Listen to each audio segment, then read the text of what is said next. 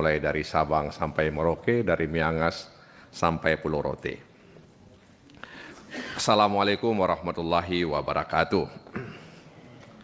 Pertama, Pak Jaksa Agung, saya tentu dan kami memberikan apresiasi karena di dalam slide Pak Jaksa Agung memberikan pengakuan bahwa sinergi antara Kejaksaan Agung dan Komisi 3 itu dalam rangka checks and balance. Artinya mengawasi dan mengimbangi. Jadi pengakuan ini penting menurut saya. Agar kita, anggota Komisi 3 juga bisa melakukan itu. Jangan dianggap kemudian kita melakukan intervensi dan lain sebagainya. Jadi fungsi pengawasan dan mengimbangi penegakan hukum yang dilakukan oleh Kejaksaan itu perlu disinergikan dengan tupoksi DPR, dalam hal ini Komisi 3 DPR. Jadi appreciate Pak kepada Pak Jaksa Agung. Mudah-mudahan ini bukan hanya slogan semata, tapi bisa kita aktualisasikan di lapangan. Yang kedua, Pak Jaksa Agung yang kami hormati, kami juga fraksi PKS ini memberikan apresiasi yang luar biasa untuk Pak Jaksa Agung. Dari 38 provinsi, ada 7 kepala kejaksaan tinggi perempuan. Luar biasa menurut saya ini. Paling tidak 5%. Oleh karena itu kepada ibu-ibu kepala kejaksaan tinggi, buktikan bahwa ibu-ibu sanggup menjadi pelopor penegakan hukum yang berkeadilan, akuntabel, humanis, transparan, dan modern. Buktikan kepada rakyat Indonesia, kepada Presiden Republik Indonesia, dan juga kepada Jaksa Agung. Sebab bisa jadi selama ini kan ada pandangan minor bahwa perempuan kesannya tidak mampu apalagi memimpin sebuah kejaksaan tinggi, memimpin penegakan hukum. Nah karena itu jadilah pelopor penegakan hukum yang berkeadilan. Ya. Yang ketiga, kami juga ingin menyampaikan kepada Pak Jaksa Agung terkait dengan kinerja Pak Jaksa Agung dan jajaran selama ini yang dalam pandangan kami telah mampu memelihara ekspektasi masyarakat. Dan itu bisa dilihat dari survei yang kita temukan bahwa memang ada apresiasi yang luar biasa kepada Kejaksaan Agung. Oleh karena itu ini memang harus kita jaga denyutnya Pak, sehingga kemudian denyut ini semakin baik, tidak menurun. Yang keempat yang ingin kami sampaikan juga, ini soal Badan Pemulihan Aset ini. Badan Pemulihan Aset. Kan tugasnya itu mencari, menemukan, menguasai aset dalam rangka penegakan hukum guna penyelamatan dan pemulihan aset. Kan itu Pak tugasnya Badan Aset ini. Serta mengelola barang rampasan yang dijual lewat lelang atau juga di lelang eksekusi. Nah, pertanyaan kami adalah berapa banyak sebenarnya yang sudah dicari, kemudian ditemukan dan dikuasai. Bisa jadi kan ini berbeda, yang dicari 10, yang ditemukan 5 misalnya, yang dikuasai 3, kira-kira begitu. Nah, kemudian juga berapa banyak yang sudah dijual lelang atau lelang eksekusi, sehingga publik mengetahui bahwa memang Badan Pemulihan Aset ini kita butuhkan dalam rangka untuk menyelamatkan keuangan negara. Yang kelima, saya memberikan apresiasi juga dan tentu kami semua soal restoratif justice. Tadi disebutkan ada 6.000 kasus yang di-RJ-kan, ada sekitar 4.000 rumah RJ.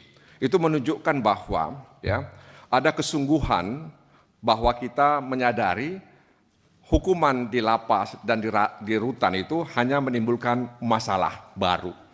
Bahkan itu sepertinya negara tidak punya manfaat sama sekali. Bahkan negara itu menanggung biaya tinggi, high cost, yang dialami oleh negara. Coba bayangkan, biaya makan itu bertambah terus.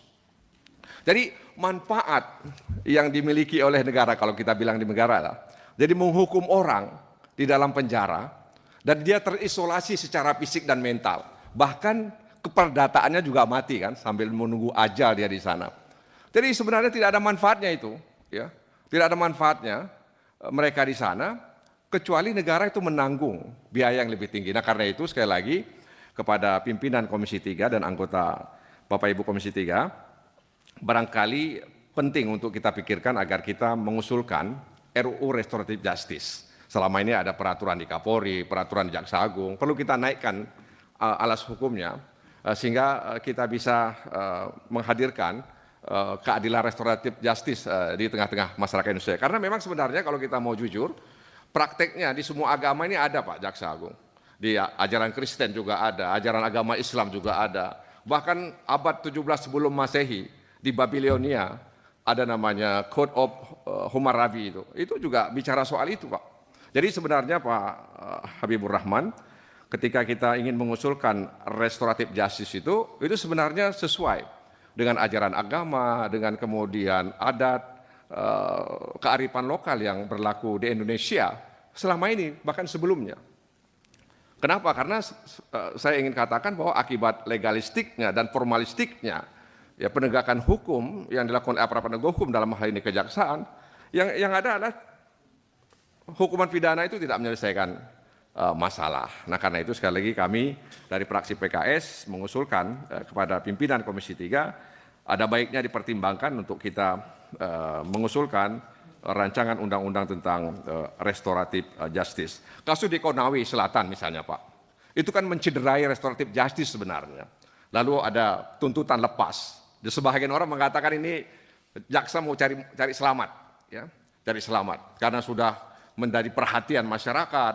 Kemudian ya tentu saja ada kritik sana, kritik sini dan sebagainya, sehingga kemudian jaksa kemudian menuntut lepas dan berharap hakim bisa memvonis ya lepas begitu.